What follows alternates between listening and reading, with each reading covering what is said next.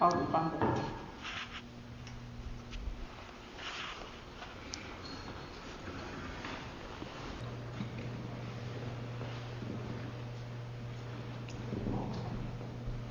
Okay, we will start with the homage to the Buddha.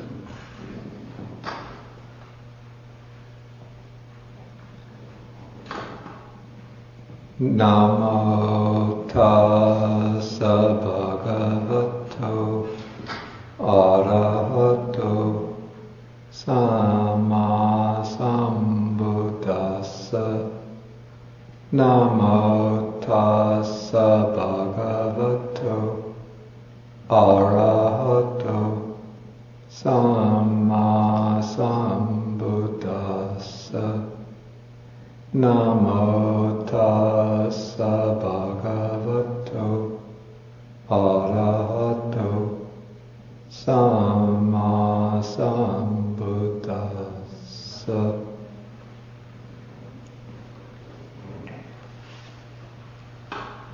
Okay, good morning everybody.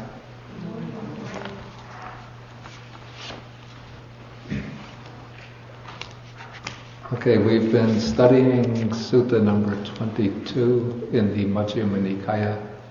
This is the Alagaddupama Sutta, the discourse on the simile of a snake. And just to review briefly, the sutta begins when there's a monk by the name of Ariṭṭha who has been going around propounding the view that according to his understanding of the Dhamma, those things that are called obstructions by the Buddha are not really able to obstruct one who engages in them. And from the tone of what he's saying, as well as from the way the monks understand it, what Ariṭṭha is really referring to are sensual pleasures, especially sexual enjoyment. So what he's saying in effect is that for one, especially for an ordained monk, to indulge in sexual relationships would not be an obstruction for him. Even though the Buddha, this is page 224, even though the Buddha has said many times that in different ways that sensual pleasures are obstructions, and he illustrated their obstructive nature with a number of similes, which are just simply enumerated on page 224, and then again and again on the following pages. And then they're elaborated, these similes, in Sutta number 54 of the Majjhima Nikaya. Okay, so finally, when the monks can't persuade this monk Ariṭṭha to change his view, they report this to the Buddha calls him up, and then the Buddha reproaches him for propagating this wrong view. Then the Buddha illustrates how the Buddha also follows up on this by pointing to a kind of underlying motive of Ariṭṭha.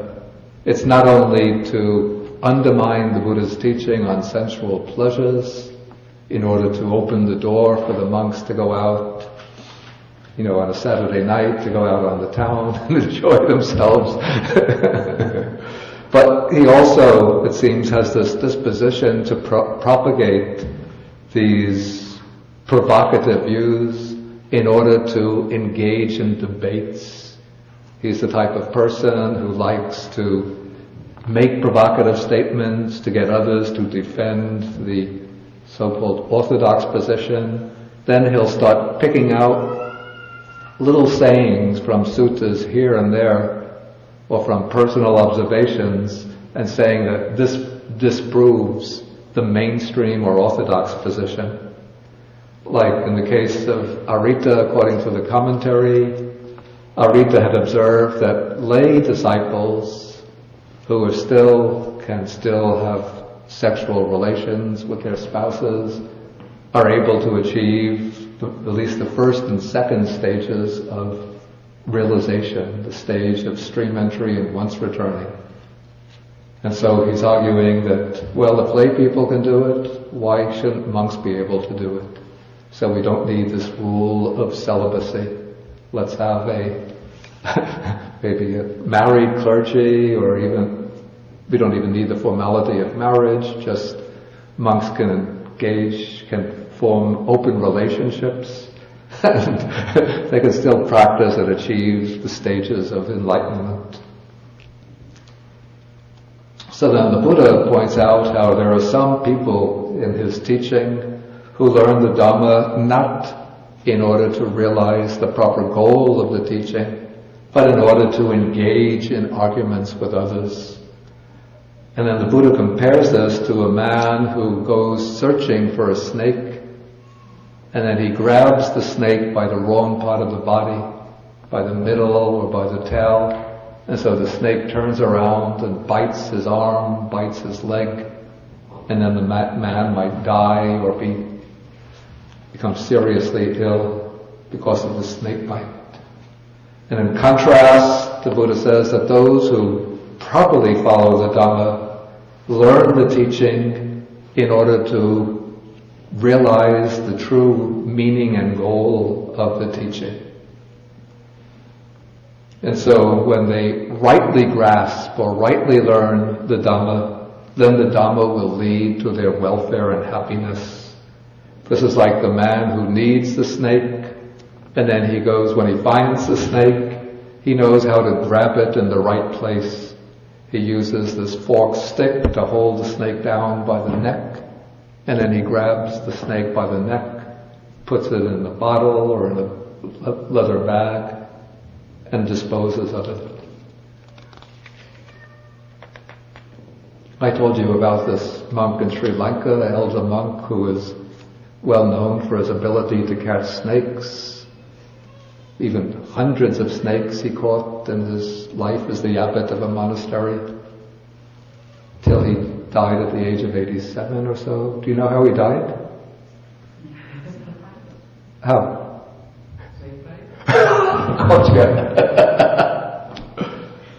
Pneumonia. I was waiting for somebody to fall like that.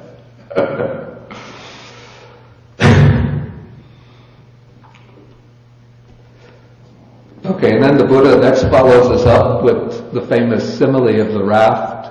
Again, it's like a man who comes, he's in danger on this shore, he wants to cross a lake or a river and get to the other shore, and so there's no boat, no bridge, and so what he does is to get a number of sticks, logs, reeds, and he builds a raft. Now the man who understands the purpose of the raft, the man who doesn't understand the purpose of the raft, after getting to the other shore, he takes the raft, puts it on his head, puts it on his back, and then walks around carrying the raft. But the person who knows the proper use of the raft uses it to cross the river or the lake. When he gets on the other side, he puts the raft aside and goes walking on his way. And so this illustrates those who first learn the Dhamma just in order to store up a lot of conceptual knowledge, to argue and debate with others, but don't apply the Dhamma to their own practice, for their own practice.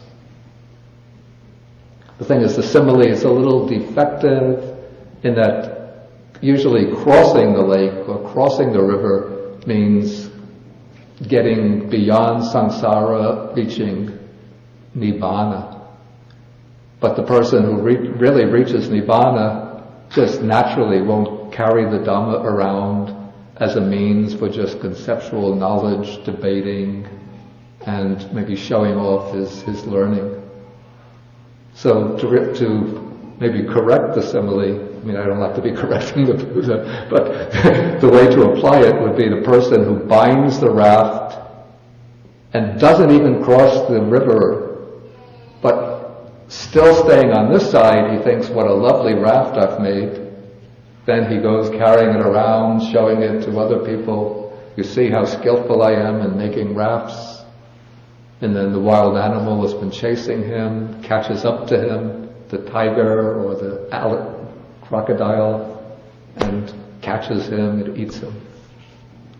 But the wise person is one who uses the Dhamma to get across the lake or river, who uses the Dhamma to get across the river of samsara, and then he'll still make use of the Dhamma for teaching others, but he doesn't just carry the Dhamma around as a body of conceptual knowledge to debate or to show off to others.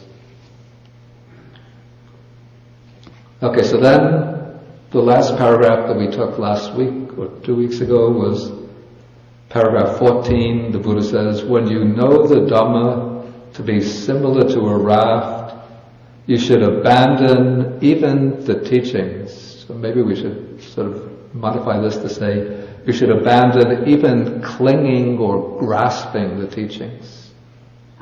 How much more should you abandon things that are contrary to the teachings, things which are not proper Dhamma? Okay, now there are two main outgrowths of basic ignorance. Two outgrowths of ignorance that keep us in bondage to the cycle of birth and death. One of these outgrowths of ignorance is craving, clinging, grasping. In this case, it could be the way the sutta begins, the craving for sensual pleasures and clinging to one's views about sensual pleasures. And then the other outgrowth of ignorance is clinging to views, especially the view of a self. And so in the Buddha's teaching, this is the fundamental, say, wrong view, or mistaken, distorted view, the view of a self. So in the first part of the sutta, the Buddha deals with the craving for sensual pleasures.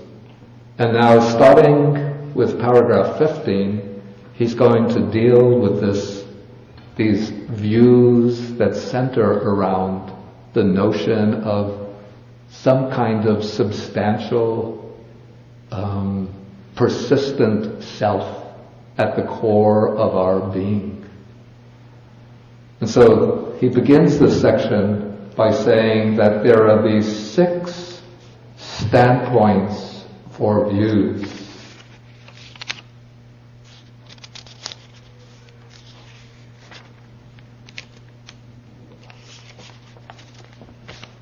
And he does this by explicating the wrong views of self in terms of the 5 aggregates.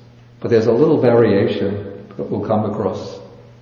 Normally the 5 aggregates are material form or physical form, that's the substance of the body, feeling, perception, volitional formations or volitional activities, and consciousness. But here, for some reason, we'll see that some substitution is made for consciousness. But let's go on and see how the Buddha explains this. First, he takes what is called the asuttava putujana.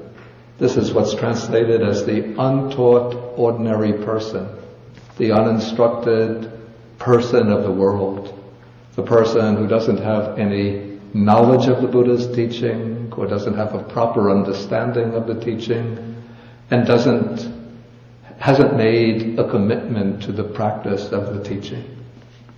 So this is described as the untaught ordinary person who has no regard for the noble ones, for the enlightened persons like the Buddha, the great disciples, the arahants, and so on, who is unskilled and undisciplined in their Dhamma. He's unskilled in that he doesn't really have a clear knowledge or insight into the Dhamma, and undisciplined in that he hasn't undertaken the practice of the Dhamma. So somebody could be like a very learned, knowledgeable, erudite Buddhist scholar even. So read many Buddhist texts, maybe write articles and books on Buddhism. But you could still say unskilled and undisciplined in the Dhamma if one doesn't have a clear view of the teaching and isn't engaged in the proper practice. And somebody could be a very simple person, maybe who just knows maybe one text like Dhammapada or a few suttas. But if that person can clearly grasp the point of the teaching and takes up the practice, we could say that this person is skilled and disciplined in the Dhamma.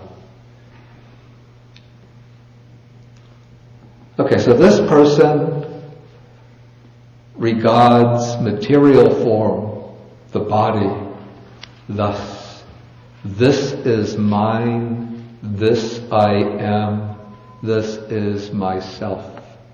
So he takes the body to be mine, to be what I am, to be myself.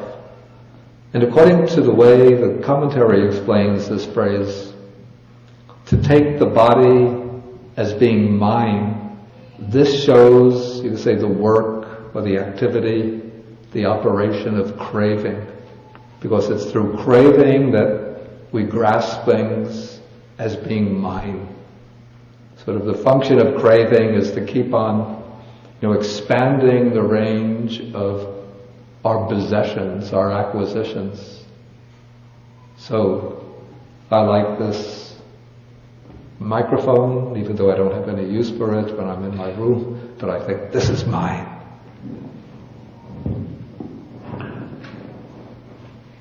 Somebody has a nice pen, I don't have it, I think I want that to be mine.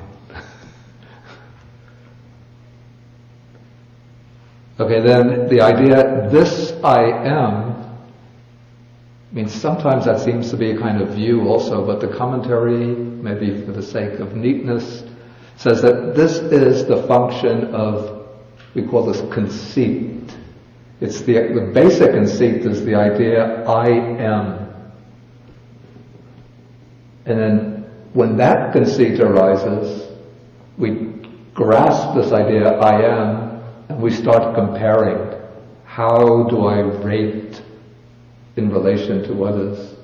What is my ranking? In the class we have a list of students. How are they ranking? Are they top of the class, middle of the class, bottom of the class? So how am I doing in relation to others? Like, maybe I have such an income level, so I'm upper class, so I go around very smug, self-satisfied, dressed in... Is Brooks Brothers still selling suits? Haven't heard this since I was in college. So, is it considered a high quality suit still? So dress up in Brooks Brothers suits, have a Rolex watch, is it? And whenever I have to fly someplace, I always get first class ticket. So that's the sense, superiority. If I have just the middle level conceit, just satisfied to be part of the crowd, then I can just dress casually, get the cheap, ordinary watch, travel economy class. You're traveling business class or economy class?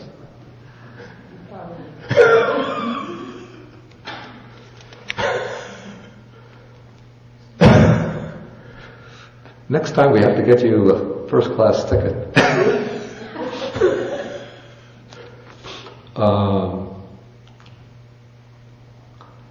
So then we just have the middle level conceit. And if we have I'm just dressed shabbily and don't even travel by plane, but I have to take the train or the bus, and I don't even have a watch, but always have to be looking in shops to find out what the time is. That's the kind of, we call the low or inferiority conceit. So this I am, just a poor guy, no real special credentials, nothing special. Okay, then this is myself. This is taken to be the work of speculative use, where one is actually framing a kind of theoretical construct about the self.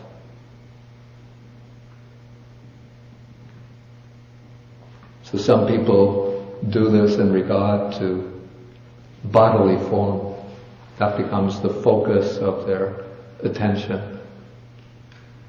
So maybe these are the people who are, the women are very concerned with their makeup, their figure, their diet, how whether men are looking at them, and the men are the ones who are working out, lifting weights, going to the gym, keeping trim, keeping fit, keeping in shape. Maybe if the hair gets gray, they put on the blackener, the dye. Okay, so that's from bodily identification. Then some people fixate on feelings. They take feeling, this is mine, again craving, this I am, this is myself. Maybe this is the kind of aesthetic person who is, or maybe the hedonist, the person who delights in pleasure. Then there comes the person who fixates on perception. This is mine, this I am, this is myself. Maybe this will be the aesthetic person, the person who maybe delights in beautiful scenery, in works of art, the painter, the musician, or it could even be the thinker, the one who fabricates systems of ideas. Then come what are here called formations. This is in Pali, the word is sankhara, which really means it's based on the root, the verbal root, karoti, or the root is actually kar, to do or to make. So you get sankhara.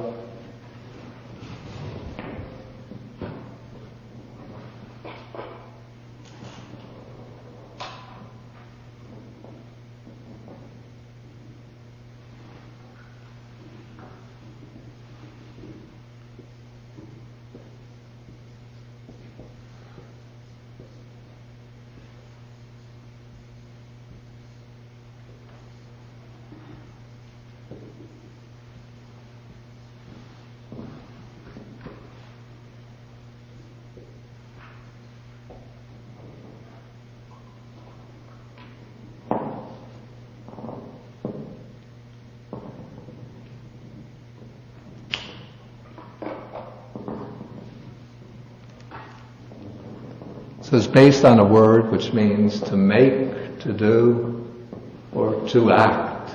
And so the sankharas are those factors of mind responsible for action or activity. Especially the early suttas point out intention or volition as the main factor among the sankharas. And so now I translate the word as volitional activities. I think it's more meaningful, more accurate than formations. Okay, so this would be perhaps the object of fixation of, we call this the person of action. Maybe business executive, military people, person who establishes a company, wants to build up his company, the statesman, politician, the person who's always concerned with doing things.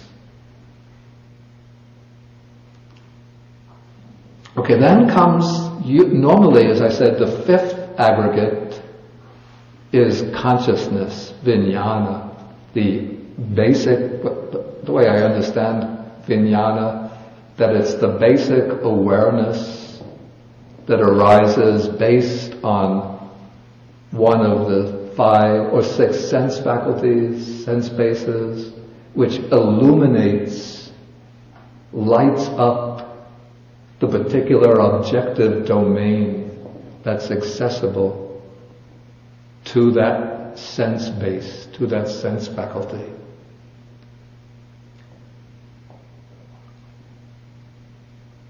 But in this sutta, for some reason it's not so fully clear to me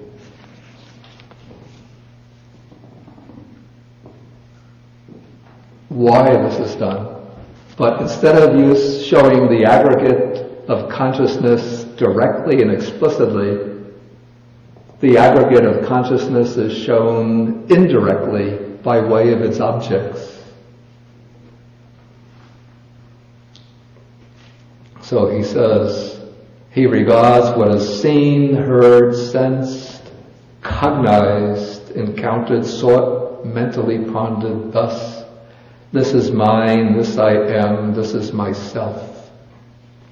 And according to the commentary, what is seen is the visible object, and that is supposed to be pointing to eye consciousness, visual consciousness.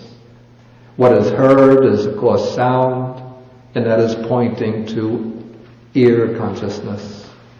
What is sensed refers to the other 3 physical sense objects: smells, tastes, and tactile sensations.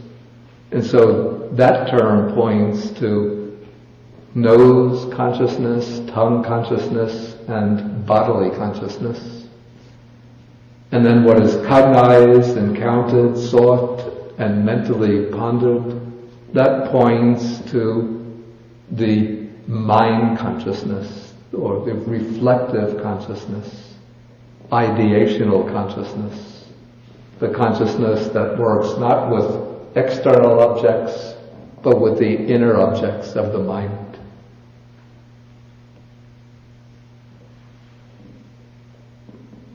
And just this morning I was wondering, is this substitution for the aggregate of consciousness peculiar to the Pali version, or is it preserved in other versions of the sutta? So I checked the ancient Chinese translation, and it's the same as this. So it must go back to a very old period. But the reason for this, it's not very clear, but this is the way the text has come down. Maybe one of you will have some ideas about this. Okay, now the 6th standpoint for views is a view itself. And this is the full-fledged, full-blown eternalist view. The view of an eternal self. And so this is expressed in this way. That which is the self is the world. After death I shall be permanent, everlasting, eternal, not subject to change. I shall endure as long as eternity. This too he regards thus: this is mine, this I am, this is myself. I have to say, it seems strange to me that he would regard a view as being myself. It would seem to me sufficient simply to say that this view is the standpoint for views. But anyway, what is this view? It seems to be a form in which the dominant view in the Upanishads had come down, or had been transmitted to East India, where the Buddha was teaching. The Upanishads must have originated in Western India, Northwest India, which was the stronger center of the Vedic civilization.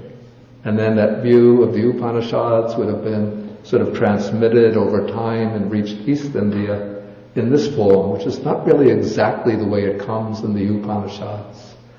But here, what is taken to be the real essence of the self is identified with the world.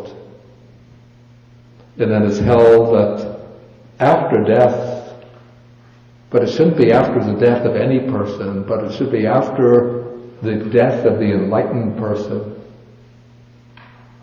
That self of his remains permanently, everlasting, eternally in its own essence, without ever undergoing birth and death again.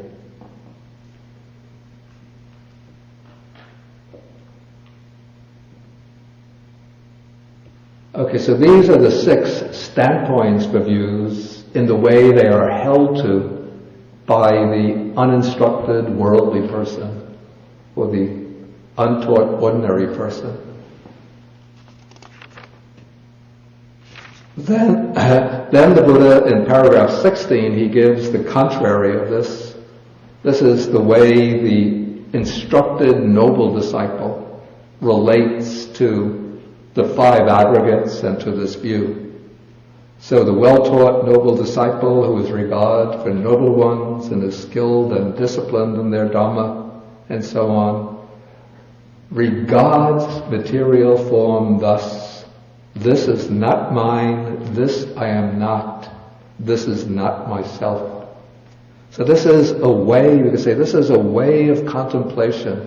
It's not just an idea, not just a theory, but it's a lens. Maybe that's a good expression. It's a lens through which the noble disciple regards or contemplates the 5 aggregates, using this viewpoint that this is not mine. So when you contemplate the body, not mine, this releases that clinging to the body. So when the body grows old, falls sick, even when death approaches, because one is not clinging to the body as mine, one is able to let go and to pass on peacefully. One views the body, this I am not the body. The body is not myself. So just as this cup, of course if I take the cup to be mine and it breaks, then I get angry or sad. But normally if I have this cup, if it drops to the ground and breaks, then I just think, okay, well if it's a beautiful cup like this, I don't think okay. But suppose it's just a plain, ordinary cup, then if it falls and breaks, then I think, okay, that's the nature of the cup, is to break. And so with the body, when it deteriorates and breaks up, I'm able to let it go. Similarly with feeling, not mine, not I, not myself. Perception, not mine, not I, not myself. Volitional activities, not mine, not I, not myself. And then the aggregate of consciousness, explained as what is seen, heard, sensed, cognized, not mine, not I, not myself. So one uses this 3-pronged formula as a way of examining the 5 aggregates. And so with all of them, one detaches from them, so that one could observe them almost objectively. And even that which is doing the observation also one subjects to the same type of lens. Even that mind, that consciousness which is observing the other aggregates, that also is just part of the 5 aggregates, which is also not mine, not I, not myself. And so in this way, one is able, by using this formula of non-self, one is able to let go of these things that constitute our being, our empirical personal identity. So if you're caught speeding on the highway and the policeman says, pull over to the side, and he says, what is your identity? You go, well, my teacher told me. not mine, not I, not myself.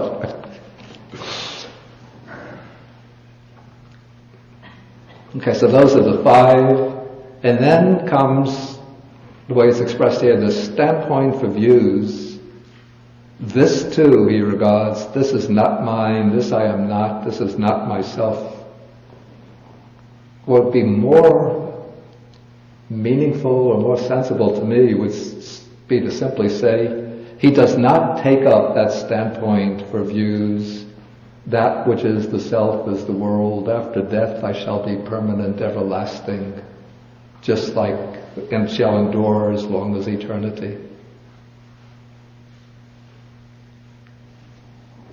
Okay, maybe at this point I'll ask whether there's any questions on what we've covered so far before we go on. Yeah, Richard? Maybe do we have the floating microphone? Okay. In the list of I think it's not on yet.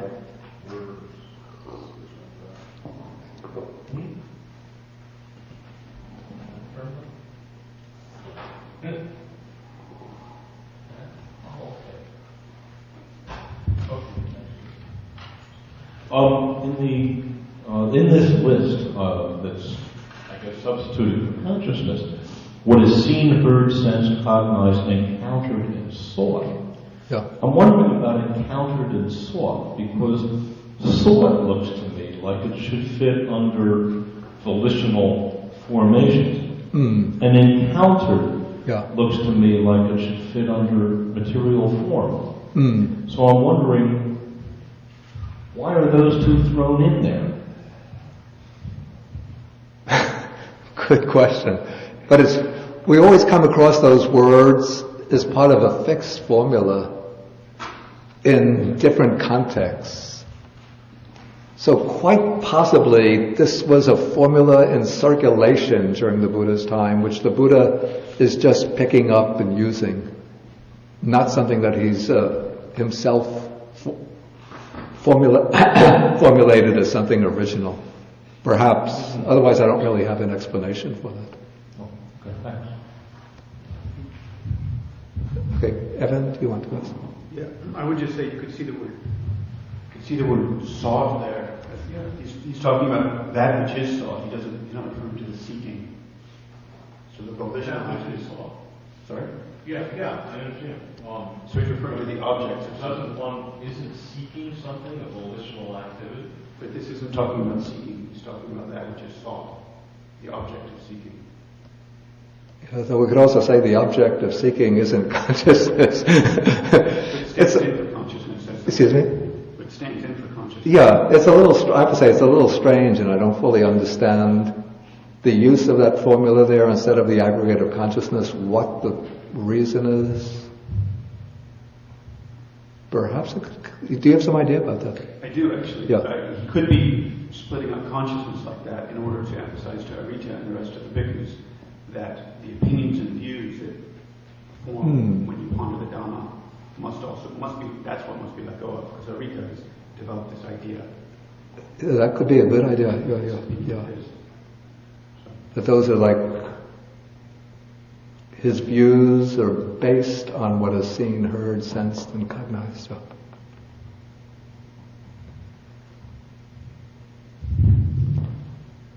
Okay, let me take some internet questions. Okay, what is the difference between perception and thought? Okay, now thought is not explicitly mentioned within the five aggregates, but let us say that the function of perception is to select qualities of the object, to focus in on qualities of the object, and then to form, you could say, basic ideas, concepts, notions about the object. And then what we call thought, which in Pali would be the two mental factors, vitakka and vichara, is the way we turn the object over in the mind and bring up original ideas about the object and connect our perceptions into a network or system of ideas. So thought is a more sophisticated, more complex activity which builds up on a foundation of perception. Perception is more rudimentary, whereas thought is more complex, more cognitively sophisticated.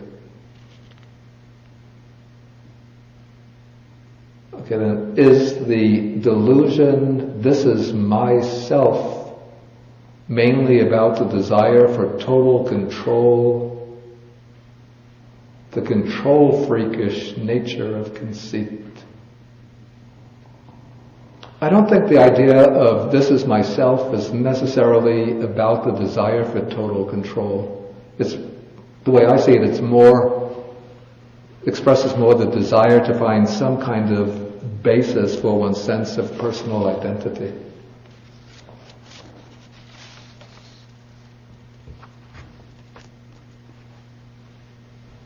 Okay, third question.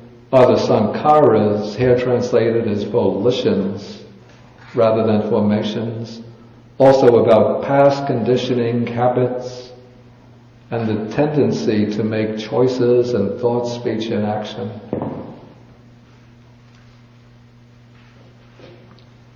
Yeah, I would say sankharas partly are past conditioning, habits, and tendencies, but also it's the present activities, the choices themselves and the way we express our choices in bodily action, speech, and thought.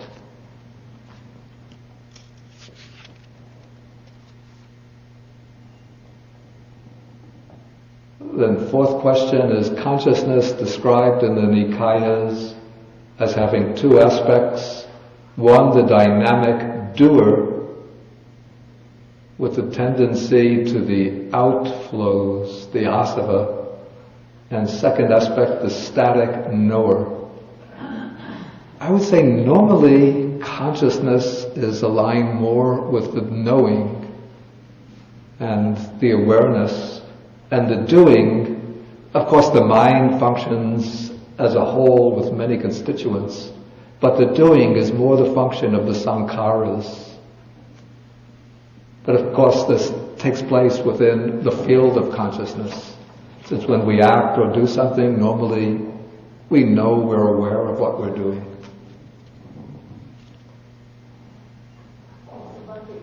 Take the floating microphone.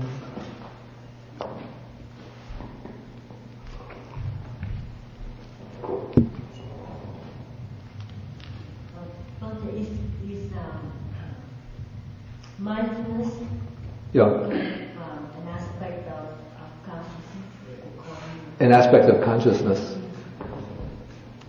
You see, within the early texts, there are many other mental factors which are not specifically assigned to the framework of the five aggregates.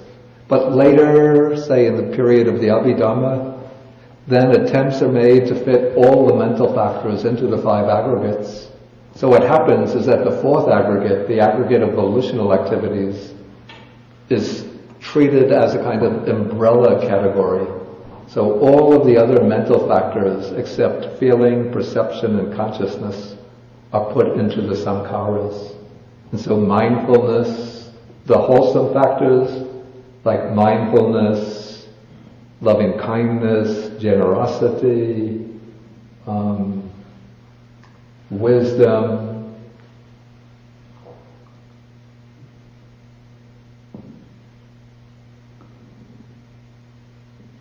go into the sankhara aggregate, and also the unwholesome mental factors like greed, hatred, ignorance, worry, envy, jealousy, conceit. All of those go into the aggregate of volitional activities.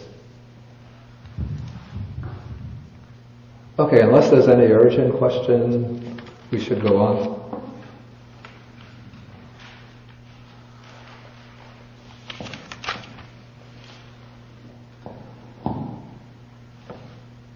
Okay, now, coming back to page 230, paragraph 17, the Buddha says about the noble disciple, the instructed disciple, since he regards these things thus, he is not agitated about what is non-existent. And the text here uses an important word, significant word, which seems to have two connotations in the discourses.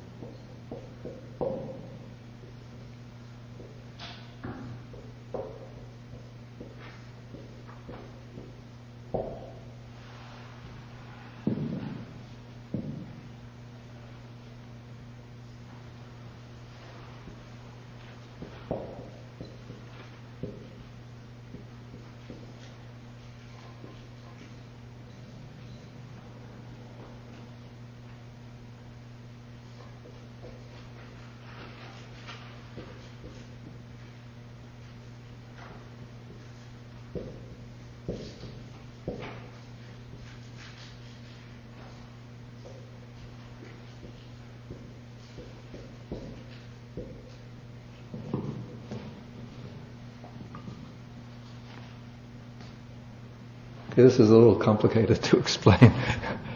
Okay. The verb that comes, that's translated is agitated, is paritasati. And this seems to be related, you see, pari is a prefix. And then the root of this in Sanskrit is trish. And so the Sanskrit form of the verb would be paritrishyate. And from this you could see that it's closely related to the noun trishna, which means, that's the Sanskrit for craving, which in Pali becomes tanha. And so one sense of the word paritasati, probably the older, more original sense, is to crave. So it's simply the verb that goes with the noun tanha, craving. But there's another verb in Pali, tasati, which means to be afraid. And so somehow the verb paritasati got mixed together with the verb tasati, which means to be afraid. And so the verb paritasati came to take on two meanings. One is the older meaning of to crave, and then another meaning, which is to be afraid, or to be anxious, to be fearful. And so, when I was working on this, I was trying to find, I don't remember what word Venerable Nyanamoli used for this, but I was trying to find one word that can cover both aspects, craving and fear. And so I settled on agitation, to be agitated. Okay, so here the Buddha says he is not agitated about what is non-existent. And by what is non-existent, the Buddha seems to be referring to this eternal self or permanent self. Okay, now when the Buddha says this, then one monk asked the Buddha, can there be agitation, we could understand craving and anxiety or fear, about what is non-existent externally? And the Buddha says that there can be, and he gives the example of someone who thinks of something that he had, alas, I had it, but I have it no more. If something one possessed, but now one has it no more. Like if one loses one's job, one thinks, before I had the job, now I don't have it. People nowadays losing their homes. I used to have it, I have it no more. So this kind of sorrow comes up and grief. And then also we have yearnings and longings for things that we fail to get. So one thinks, alas, may I get it, may I have it, but I don't get it. And so when one thinks in this way, then the text says one sorrows, grieves and laments, one weeps, beating the breast, and one becomes distraught. One gets into a state of bewilderment and confusion. So that is how there can be agitation about what is non-existent externally, what one had and lost, and what one wants but doesn't get. Then the monk asks, can there be no agitation about what is non-existent externally? And then the Buddha just takes basically the same example, but in the case of somebody who doesn't think in this way. So this is somebody who just accepts whatever he obtains and doesn't yearn and long for what he doesn't obtain. So in that case, this person doesn't sorrow, grieve, weep, and so forth. Okay, then the monk asks, can there be agitation about what is non-existent internally? Okay, this is the more interesting case. So the Buddha says there can be, and he says here, somebody has the view, that is the view of the permanent self, that which is the self is the world, after death I shall be permanent, everlasting, eternal. Then he hears the Buddha, the Tathagata, or the Buddha's disciple, teaching the Dhamma for the elimination of all standpoints for the view of self, the elimination of all decisions, it's not such a good word maybe, for all, let's say, commitments to the view of self, all obsessions with the idea of self, all adherences to a view of self, all underlying tendencies to the ideas of I, mine, and myself, for the stilling of all conditioned formations, for relinquishing of all attachments, for the destruction of craving, for dispassion, for cessation, for nibbana. Then he thinks, because he has this view of a permanent self, when he hears the Buddha teaching about giving up the view of self, cessation, or dispassion, cessation, nibbana, he confuses that for a teaching of annihilation. He thinks, I have a self, and if I achieve enlightenment, it means myself is going to be annihilated. So he thinks, alas, I shall be annihilated, I shall perish, and this I, this self of mine, will cease to exist. And so he sorrows, grieves, laments, weeps, and becomes confused. Okay, then in the next case, the Buddha takes the instance of somebody who is without agitation about what is non-existent internally. So here somebody doesn't have this view of an eternal self, so he hears the Tathagata, or the disciple of a Tathagata, teaching the Dhamma for the elimination of all standpoints and so on, and he doesn't think, I shall be annihilated, I shall perish, I shall exist no more, and therefore he doesn't sorrow, grieve, and lament. So that is how there is no agitation about what is non-existent internally.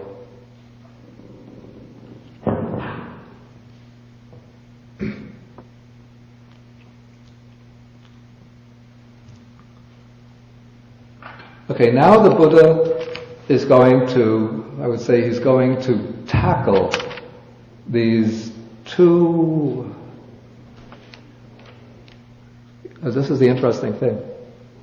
In this passage we have two things. One would be possessions. And so when one doesn't get the possessions, then one becomes upset and miserable. And the other aspect is the view of self. And when one has the view of self, then when one hears about the Buddha teaching the Dhamma to eliminate all views of self, then one thinks, I'm going to be annihilated and destroyed, and so one becomes upset. And now the Buddha is going to elaborate on the same point in a somewhat different way, from a different angle. First, he speaks about possessions. Maybe we could say this passage is showing the wise attitude to take to these two ideas. One, the idea of possessions. The other is the idea of self. So beginning with possessions, the Buddha says, you may well acquire that possession which is permanent, everlasting, eternal, not subject to change, and that will endure for eternity. So if there is such a possession that will last forever, the Buddha says, go ahead and get it. So let's see what I want. Private plane, Prius hybrid, a nice house on the Riviera, another house in maybe southern Mexico, Mexican coast. What else would be nice to have? Diamond ring. So the Buddha's saying, I can get it. But wait a minute, he's saying that it has to be permanent, everlasting, eternal, not subject to change. Now, how about the diamond will last forever. Really?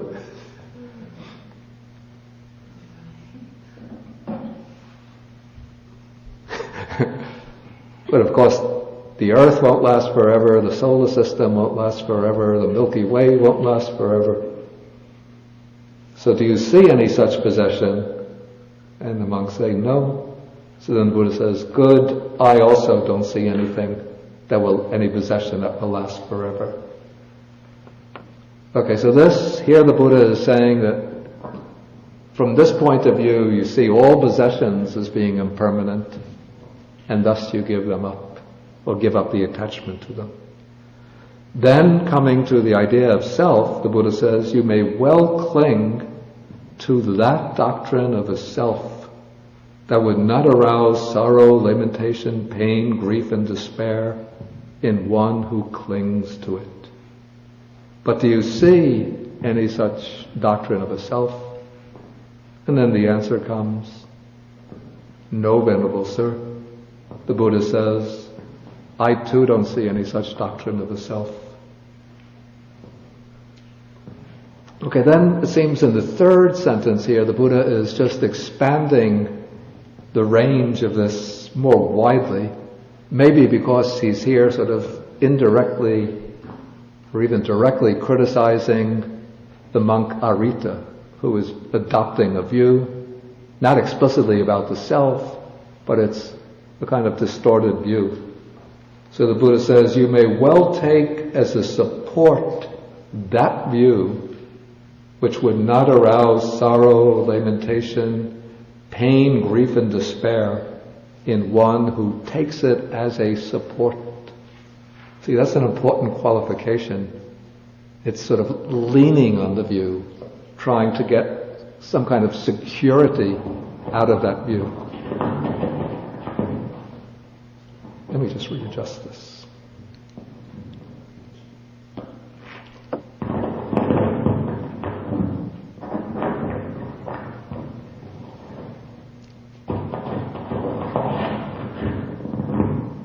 Yeah, the Buddha also taking up views, but the Buddha speaks about taking up right view, and then using this not as something that one relies on as for a sense of identity or for a feeling of security, but one takes up right view in order to use it as a guide.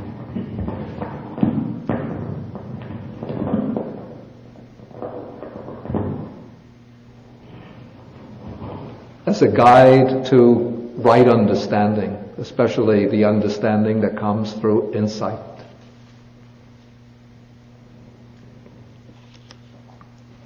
Okay, so the Buddha says that he doesn't see any support of views that would not arouse sorrow, lamentation, pain, grief, and despair in one who takes it as a support.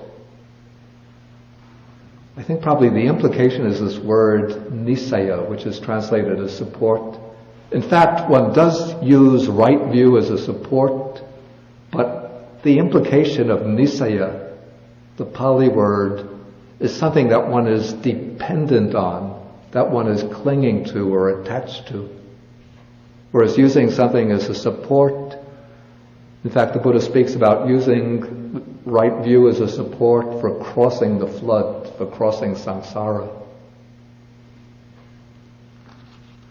But again, it's using it as a support the way one uses the raft in order to cross the stream.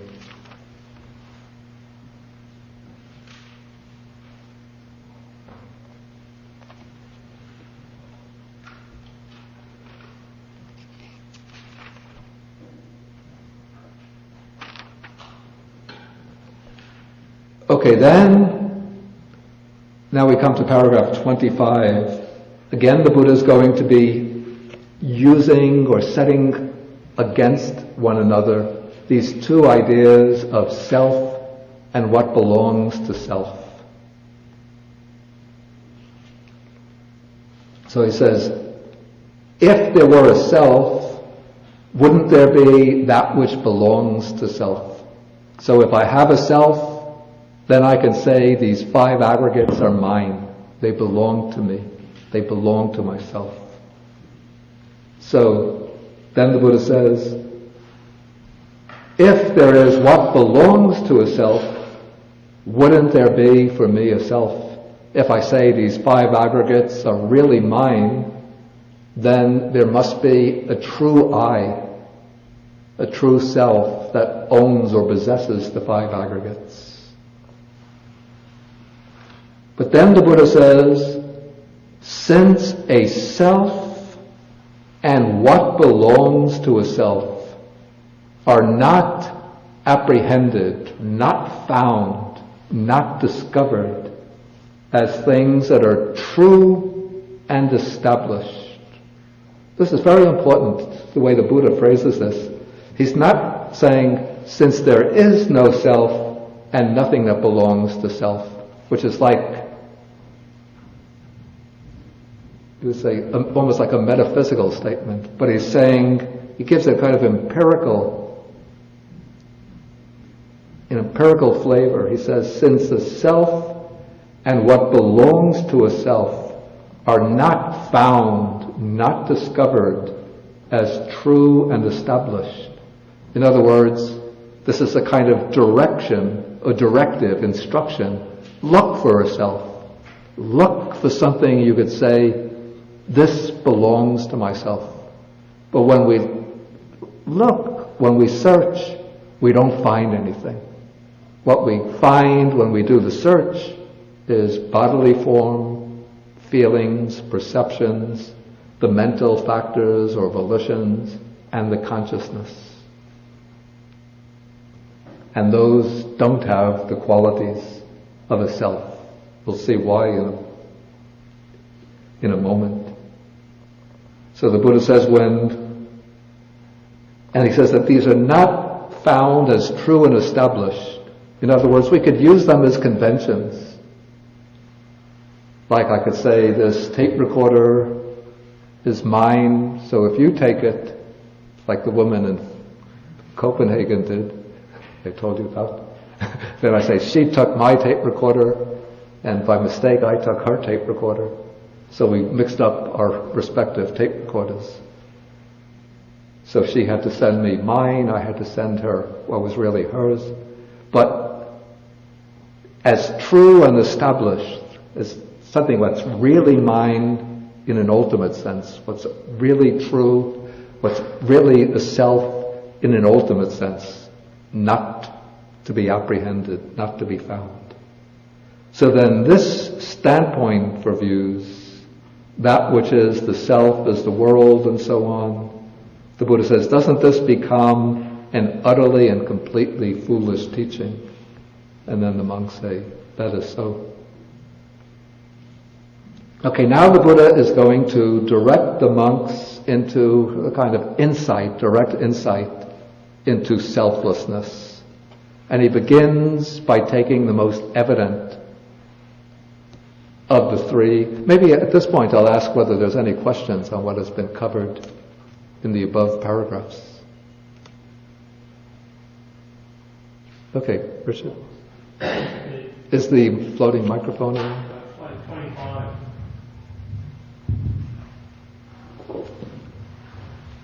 25 looks to me like Hume's search for himself, which possibly doesn't.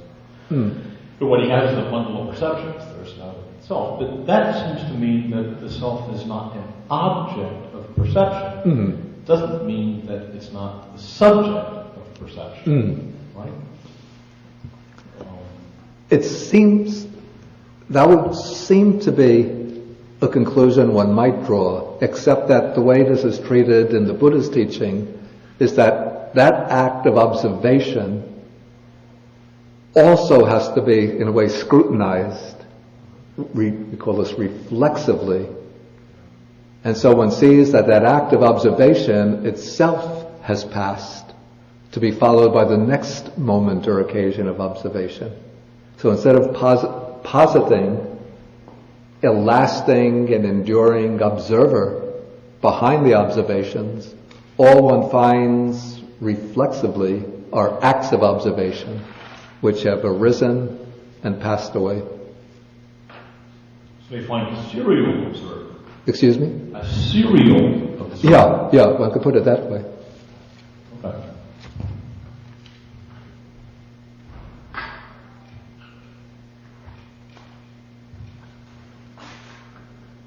Any further questions on this? Okay, Dina in the back. Andre, I'm sorry. This is big.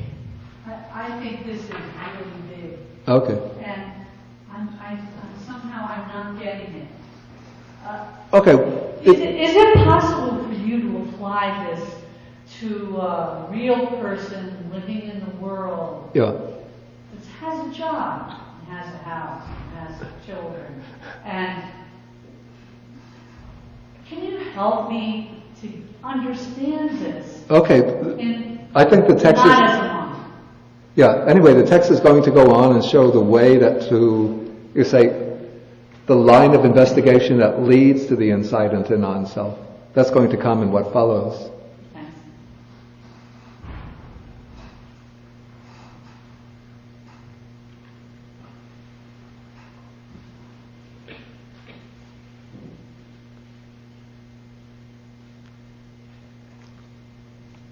Okay, then there comes an internet question.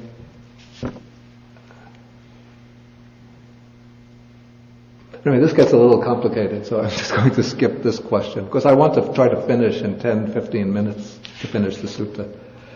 Okay, so let us go into paragraph 26. Here we're going to see it's a kind of reasoning or logical investigation which is to lead into the understanding of non-self.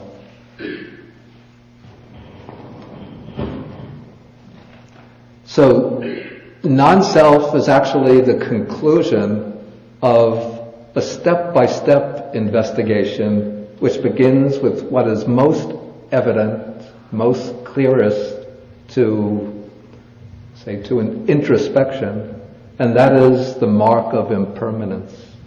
So the Buddha says, what do you think is material form or body, permanent or impermanent? Okay, it's impermanent. Okay, that is It's an established fact of observation. Then comes the question, maybe a little difficult to get the point, is what is impermanent suffering or happiness? We can say is what is impermanent, bound up with suffering, or maybe subject to displeasure, to pain, to misery, or is it essentially bound up with happiness, bliss, pleasure?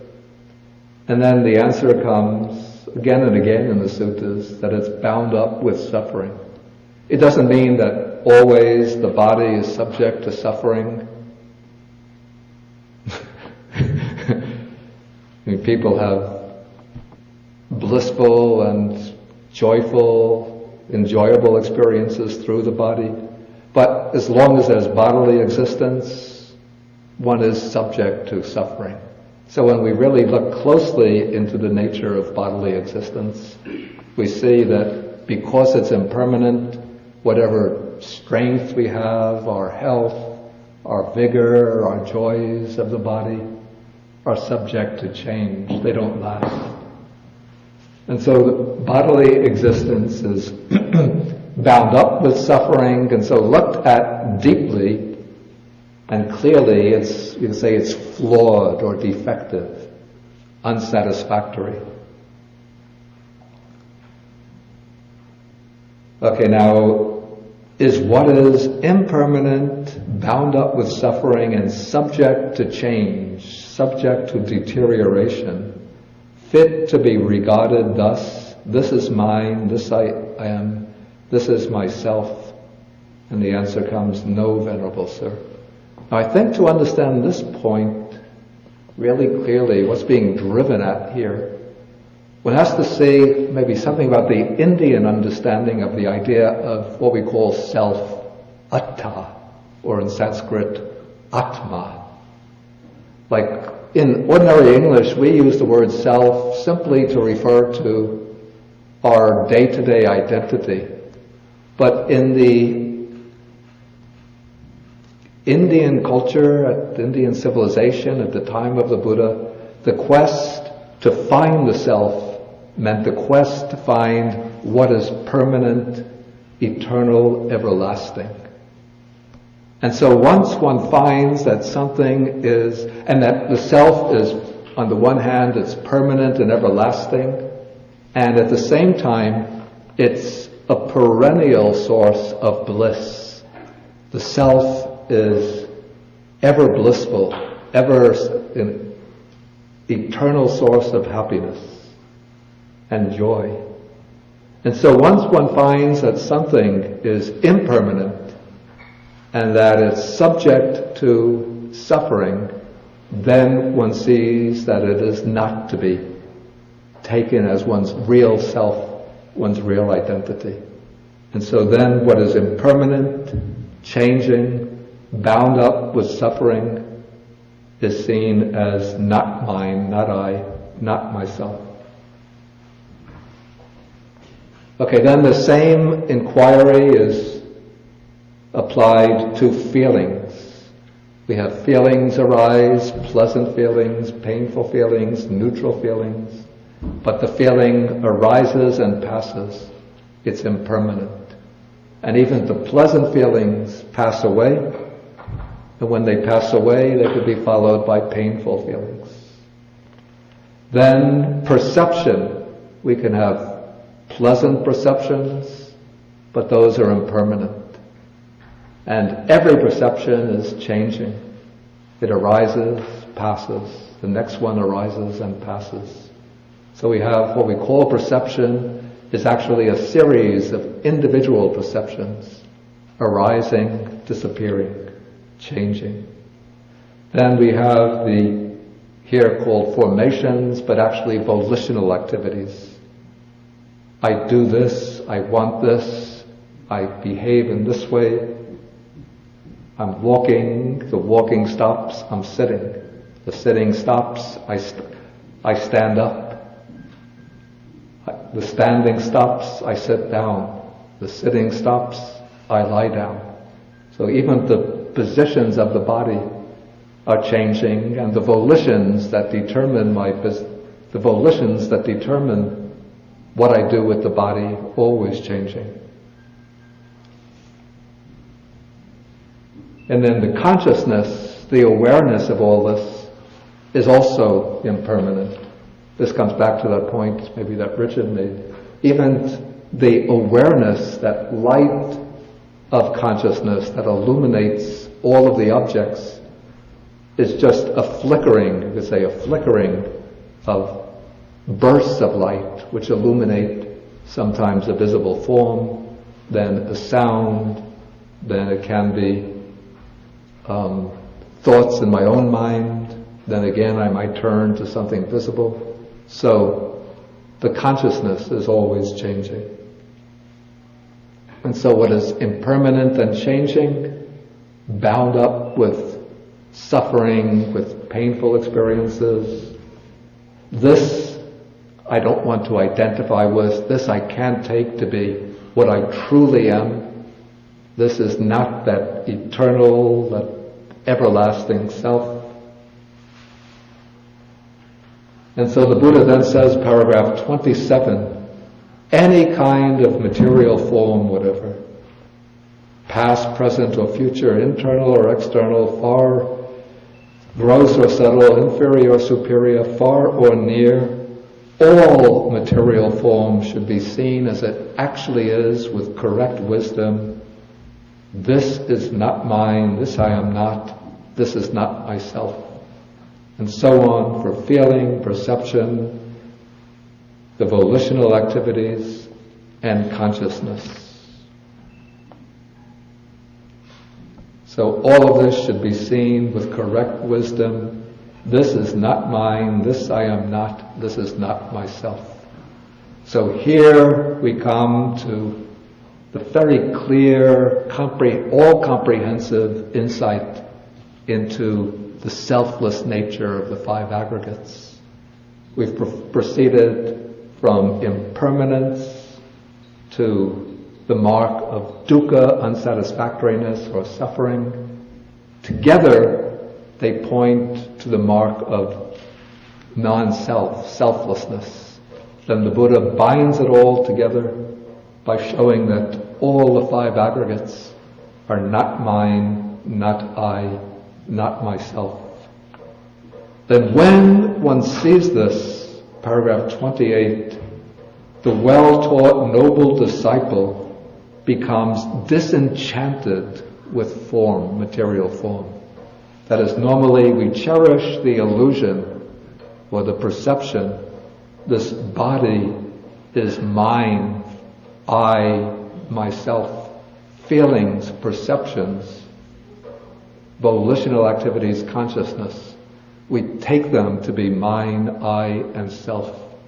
So those we could say are the illusions that bring this enchantment and clinging and delight in body, feeling, perception, volitions, consciousness. But now as the insight penetrates into the selfless nature of these five aggregates, there comes what is called in Pali nibbida, disenchantment.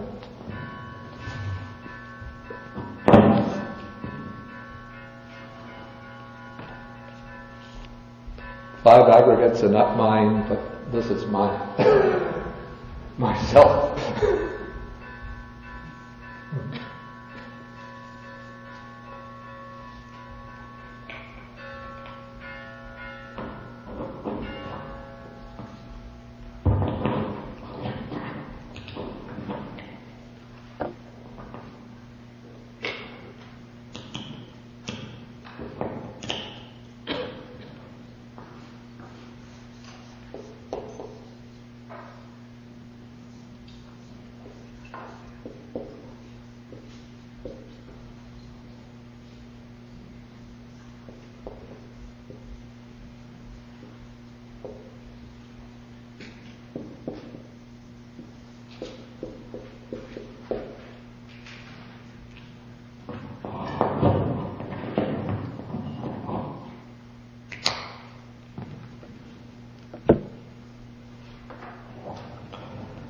Okay, so this is nibbida, which is disenchantment. Disenchantment with the five aggregates. Then paragraph 29, from disenchantment, he becomes dispassionate. So the noun here is viraga. That means the removal or ending of raga. Raga is attachment, craving, lust, but not only in the sense of sensual desire, but it's that desire for, clinging to, attachment to the five aggregates. And then through dispassion, the mind is liberated. It's liberated from the three outflows or the leaks of sensual craving, craving for continued becoming, continued existence, and the outflow of ignorance. And so when the mind is liberated, there comes the knowledge, it's liberated, and he understands birth is destroyed. That sounds a little strange. I now prefer to translate it, birth is finished. In other words, he's ended the cycle of rebirths. The holy life, the spiritual life has been lived, that is, he's completed the development of the Noble Eightfold Path, or of the three stages of virtuous conduct, samadhi, concentration, and wisdom. He's done what had to be done, completed the practice, and now there is no more coming back to any state of conditioned existence. So that is the end of the whole process of cultivation. Okay, I thought I would be able to finish the sutta today, but I see we're going to run into a third class on this. So I will end here. If there's any questions that can be answered briefly, we'll answer them now. If not, then just save them for next week or for the discussion period after the class.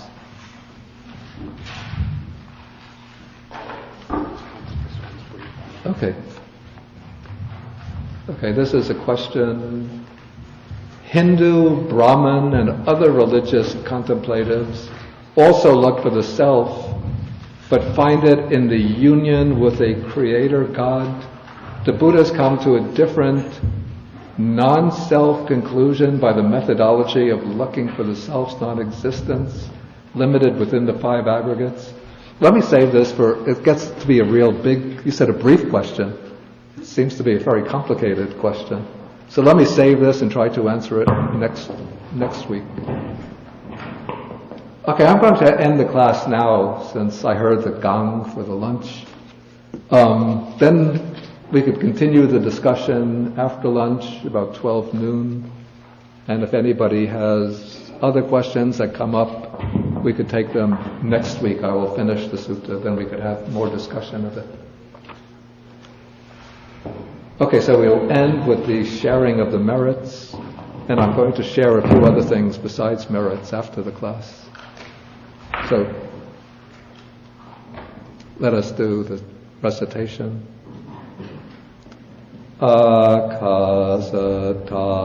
chabumata devanaga mahidika punyantang anumoditva Chirang rakantu sasanam akasata chabumata devanaga mahidika punyantang anumoditva Chirang rakantu desanam akasata chabumata devanaga mahidika punyantang anumoditva Chirang rakantu mang parang Etavata cha amhehi sampadang punya sampadang sabbe devanumodantu sabba sampati siddhya etavata cha amhehi sampadang punya sampadang sabbe bhutanumodantu sabba sampati siddhya etavata cha amhehi Sampadang punya sampadang sabbe satanumodantu sabba sampati siddhya pavagupadhaya vichihetato etantare satakai upapanna rupi arupi cha sanya sanino dukkha pamuchantu pusantu nibuting.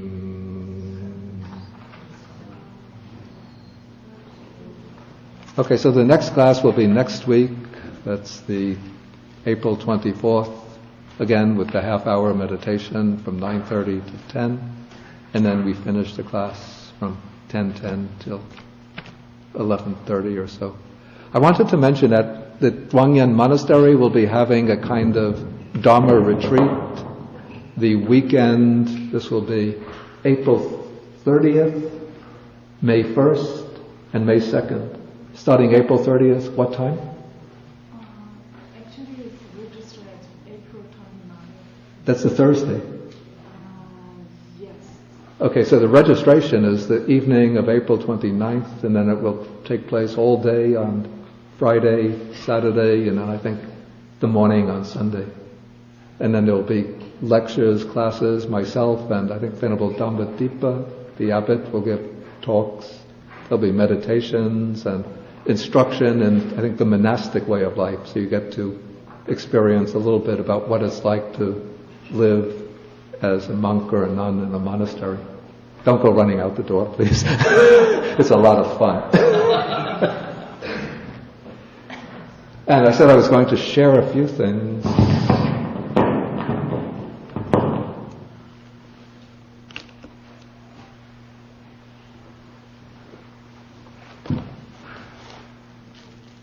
Because I get these catalogs, and if I can't use them, other people can.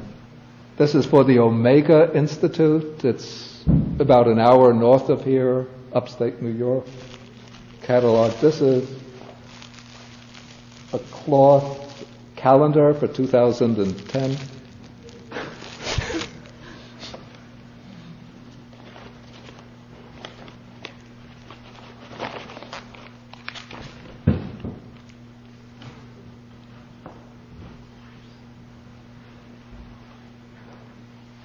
This is a calendar for UNICEF to purchase cards and gifts, and then the proceeds will go to help children, poor children. And a catalog for wisdom publications. And back in an older generation, Jewish people used to be well known as shoe salesmen. I'm from a Jewish family, and they must have found that out, so they're always sending me these catalogs for shoes. And I get one pair of shoes, I use it for 2 or 3 years. So anybody, in fact, I don't even think I opened this. Yeah, it's still sealed since I don't need shoes. But anybody is thinking to buy shoes, you can sell you a good pair of shoes. See what else. I feel like Santa Claus today.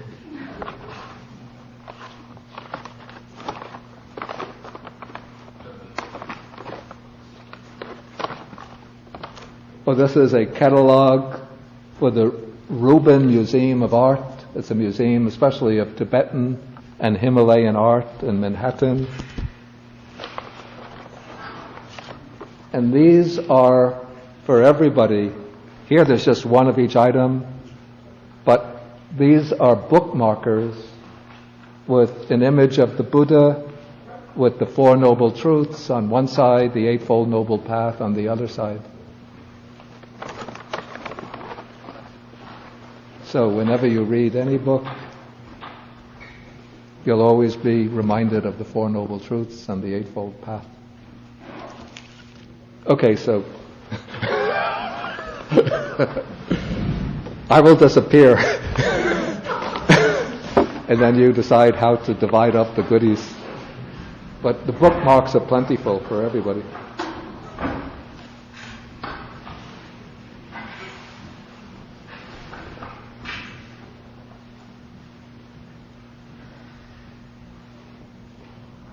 Okay, we end with the 3 bows.